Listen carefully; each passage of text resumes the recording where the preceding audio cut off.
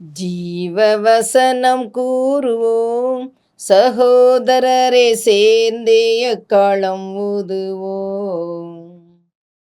கர்த்தருடைய நாமம் உயர்த்தப்படுவதாக. கிறிஸ்துவுக்குள் அன்பானவர்களே, இந்த நாளிலும் ஜீவ வார்த்தை ஒன்றை நாம் கேட்போம். உன்னத பாட்டு 2வது அதிகாரம் 2வது வசனம். முள்ளுகளுக்குள்ளே லீலி புஷ்பம் எப்படி இருக்குதோ அப்படியே குமாரத்திகளுக்குள்ளே எனக்கு பிரியமானவளும் இருக்கிறாள். அழகான ஒரு வார்த்தை அது.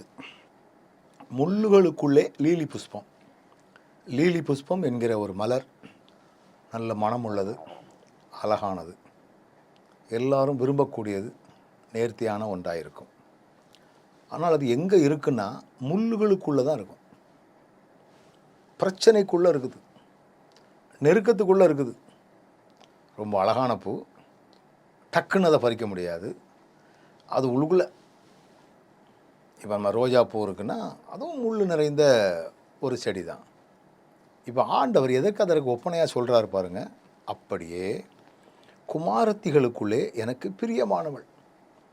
நம்ம இன்றைக்கி ஆண்டவருக்கு பிரியமானவளாக நம்ம இருக்கணும்னு நினச்சாலே சாதாரணமான ஒரு இடத்துலேருந்து இருக்க முடியாது.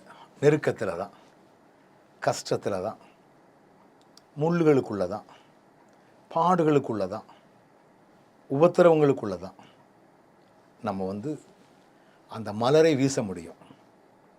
ஐயோ எனக்கு ஒரே முள்ளாக இருக்கே, நான் எப்படி பூ பூப்பேன் அப்படின்னு அந்த லீலி புஷ்பம் நினச்சா ஒன்றும் முடியாது தான். எத்தனை முள்கள் இருந்தால் என்ன, நான் மற்றவர்கள் என்னை சுற்றிலும் அவ்வளோ நெருக்கங்கள் இருந்தால் என்ன, என்னுடைய நோக்கம் மற்றவர்களுக்கு நான் வாசனை வீசுவது, மற்றவர்களுக்கு நான் நன்மை பயப்பது, மற்றவர்களுக்குள் நான் தேவனுக்கு பிரியமாக இருப்பது.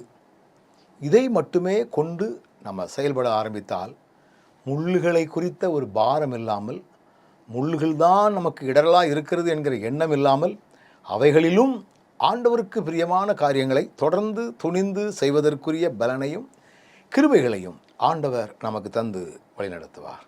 கண்களை மூடுவோம். நல்ல ஆண்டவரே, எப்படி முள்ளுகளுக்குள்ள லீலி புஷ்பம் இருக்குதோ அதே போல் குமாரத்திகளுக்குள்ளே எனக்கு பிரியமானவளும் இருக்கிறாள் என்று சொல்லியிருக்கிறீர்.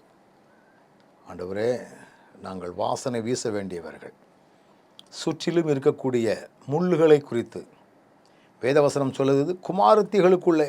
குமாரத்திகள் என்பவர்கள் ஒன்றை பெரிதாக பேசுகிறவர்கள், புழுப்புழுக்கிறவர்கள், முறுமுறுக்கிறவர்கள், சாடமாடையாக பேசுகிறவங்க.